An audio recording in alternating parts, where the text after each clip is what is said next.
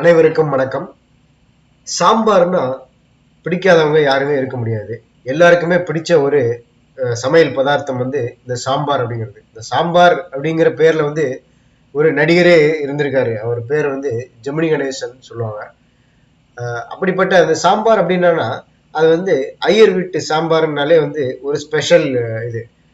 அது வந்து ரொம்ப அருமையா இருக்கும் அப்படின்னு சொல்லுவாங்க. அந்த சாம்பார் தான் இன்னைக்கு நம்ம வீடியோ பதிவுல எப்படி செய்யறது அப்படிங்கிறத பார்க்க போறோம். நம்ம வீடியோ பதிவு வந்து சும்மா ஒரு ஃபிலிம் காட்டுறதுக்காக போடல. அதாவது சமையல் தெரியாதவங்க இது மாதிரி இதை பார்த்து அதே மாதிரி செஞ்சு பழகிக்கணும் அப்படிங்கிறதுக்காக தான் இந்த வீடியோ பதிவு போடுறோம். முதல்ல நாம வந்து அதுக்கு இந்த முருங்கைக்காய், சாம்பார் வெங்காயம், தக்காளி, அப்புறம் வெண்டைக்காயை ரெடி பண்ணி எடுத்து வச்சுக்கிறோம். இப்போ நாம அடுப்புல ஒரு குக்கரை எடுத்து வைக்கிறோம். அதுல வந்து 3 ஸ்பூன் எண்ணெய் ஊற்றிக்கிறோம். 3 ஸ்பூன் எண்ணெய் ஊற்றிட்டு கடுகு, கொஞ்சம் வெந்தயம் அதில் சேர்க்குறோம். இது ரெண்டும் நல்லா வெடித்த பிறகு கருவேப்பிலை ஆட் பண்ணுறோம். வெந்தயம் வந்து உடம்புக்கு ரொம்ப நல்லது. அது ஸ்டொமக் ப்ராப்ளம் எதுவும் வராது. அது வேற உடம்புக்கு குளிர்ச்சி தரக்கூடியது. இப்போ அந்த கருவேப்பிலை, கடுகு நல்லா வெடித்த பிறகு தக்காளி அதில் ஆட் பண்ணுறோம். ஒரு தக்காளி எடுத்து நல்லா நறுக்கி எடுத்து ஆட் பண்ணிக்கோங்க. அடுத்தது சின்ன வெங்காயம், வெண்டைக்காய், இது ரெண்டுத்தையும் நம்ம அந்த பாத்திரத்தில் கொட்ட போகிறோம். வெண்டைக்காய், சின்ன வெங்காயம், இது ரெண்டுத்தையும் ஆட் பண்ணிவிட்டு நல்ல நம்ம அது ஒரு பாதி அளவுக்கு நல்ல வதங்குற மாதிரி நல்ல வதக்கணும். வெங்காயத்தை ஆட் பண்ணியிருக்கோம். சின்ன வெங்காயம் ஒரு 100 கிராம்லேருந்து 200 கிராம் வரைக்கும் வாங்கிக்கோங்க. இந்த சாம்பார் வந்து ஒரு 4 பேர்லேருந்து 5 பேர் வரைக்கும் சாப்பிட்றதுக்கு நம்ம தயார் பண்ணுறோம். இப்போ இதை நம்ம நல்லா வதக்கிறோம். வெண்டைக்காய் நல்ல பிஞ்சா வாங்கிக்கோங்க, முத்தலா இருக்காம பார்த்துக்கோங்க.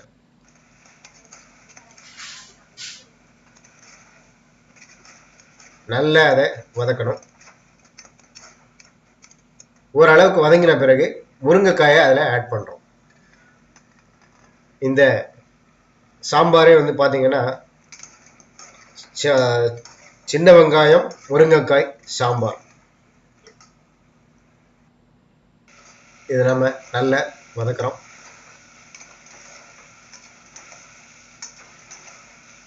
ஓரளவுக்கு வதங்கின பிறகு இப்போ இதில் ஒரு சொம்பு தண்ணி ஊற்றி நாம் இதை மூடி வச்சிடும்.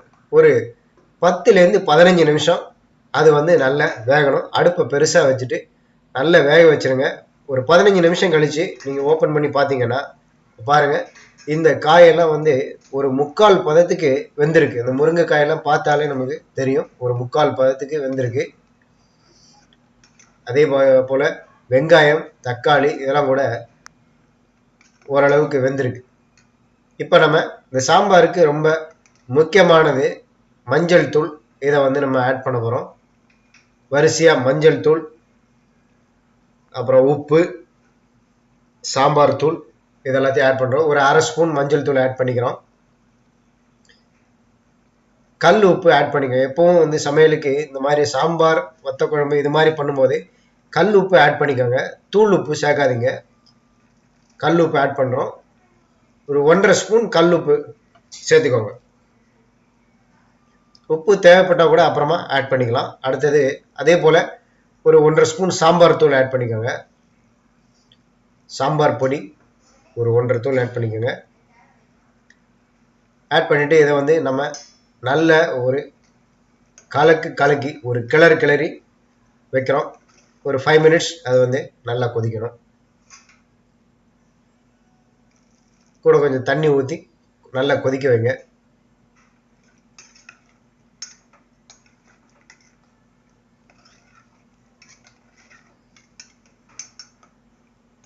இந்த சாம்பார் செய்யறதுக்கு முன்னாடி ஏற்கனவே நீங்கள் ஒரு சின்ன எலுமிச்சம்பழம் அளவுக்கு புளி வந்து ஒரு தண்ணியில் ஊற போட்டு நல்ல இது பண்ணி வச்சுக்கோங்க. ஊற போட்டு அதை நல்ல புளி கரைசல் ரெடி பண்ணி வச்சுக்கோங்க. இப்போ நம்ம அந்த புளி கரைசலே இதில் ஆட் பண்ணிட்டோம். இந்த காயெல்லாம் வந்து ஒரு 3/4 வாசி வெந்த பிறகு இந்த புளி கரைசலை நம்ம வந்து ஆட் பண்ணணும். முதல்லையே ஆட் பண்ணிடக்கூடாது. ஒரு 5 மினிட்ஸ் கொதித்த பிறகு அடுத்ததாக வந்து பார்த்தீங்கன்னா கிட்டத்தட்ட இந்த சாம்பாரோட எண்டுக்கு நம்ம வந்திருக்கோம். இதுல வந்து கடைசியா நம்ம பருப்பு கரைசலை கொட்ட போறோம். ஏற்கனவே நம்ம இந்த சாம்பார் செய்யறதுக்கு முன்னாடி துவரம் பருப்பு நல்ல குழைய வேக வச்சு ரெடி பண்ணி வச்சிருக்கோம். துவரம் பருப்பை நல்ல குழைய வேக வச்சிருக்கோம். கடைசியா தான் அந்த பருப்பை வந்து நம்ம சாம்பார்ல ஆட் பண்ணணும். அப்படி ஆட் பண்ணும்போது சாம்பார் வந்து நல்ல கட்டியா இருக்கும். அதுதான் இதுல வந்து ரொம்ப முக்கியமான ஒரு விஷயம். ரொம்ப கட்டியா இருந்தா கொஞ்சம் தண்ணி சேர்த்துக்கிறோம். தண்ணி சேர்த்து ஒரு நல்ல ஒரு கலக்கி அந்த சாம்பார்ல இப்ப நம்ம இந்த பருப்பு கரைசலை அதை ஆட் பண்றோம். இப்ப அந்த பருப்பு அப்படியே அதுல வந்து சாம்பார்ல கொட்டிடுறோம். இதை இன்னும் ஒரு நம்ம 5 நிமிஷம் நல்ல ஒரு அடிவிட்ட ஒரு கலக்கி கூட கொஞ்சம் தண்ணி சேர்த்து ஒரு கலக்கி ஒரு 5 மினிட்ஸ் நம்ம திரும்பவும் இதை வந்து நல்லா கொதிக்க விடணும். இந்த பருப்பு கரைசல், புளி, இந்த காய், இந்த இது எல்லாமே வந்து நல்ல ஒன்னோட ஒன்று சேர்ந்து நல்ல வந்து கொதிக்கணும்.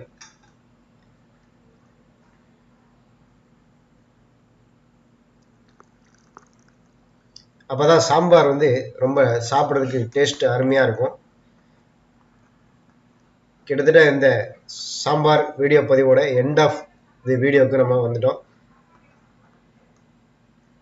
இந்த சாம்பார் வந்து நல்லா கொதிச்சிருச்சு. இப்போ கடைசியா நம்ம வந்து என்ன பண்றோம், பெருங்காயத்தூளை ஆட் பண்றோம். பெருங்காயம் வந்து நல்ல வாசனையா இருக்கும். சாம்பாருக்கு சுவை கூட்டக்கூடிய ஒரு பொருள் இந்த பெருங்காயத்தூளை ஆட் பண்ணிடுறோம். அவ்வளவுதான், இந்த சாம்பார் ரெடி. பெருங்காயத்தூளை ஆட் பண்ணிட்டு ஒரு கலக்கி இறக்கி வச்சுட்டோம் அப்படின்னு சொன்னா சாம்பார் ரெடி. ஐயர் வீட்டு சின்ன வெங்காயம் முருங்கைக்காய் சாம்பார் ரெடி. இந்த சாம்பாரை நீங்க சுட சுட சாத்துல நெய் ஊத்தி இந்த சாம்பார் அப்படியே அதில் மேலே ஊற்றி சாப்பிட்டீங்க அப்படின்னா டேஸ்ட்டு செம்ம டேஸ்டாக இருக்கும், வேற லெவலில் இருக்கும் அப்படிங்கிறத சொல்லிக்கிறேன். இந்த வீடியோ பிடிச்சிருந்ததுன்னா லைக் பண்ணுங்க, ஷேர் பண்ணுங்க, கமெண்ட் பண்ணுங்க. எல்லாரும் மறக்காம நம்ம சேனலுக்கு அடுத்தடுத்த இது போன்ற வீடியோக்களுக்கு நம்ம சேனலுக்கு சப்ஸ்கிரைப் பண்ணுங்க. நன்றி. மீண்டும் அடுத்த ஒரு வீடியோவில் சந்திக்கிறேன்.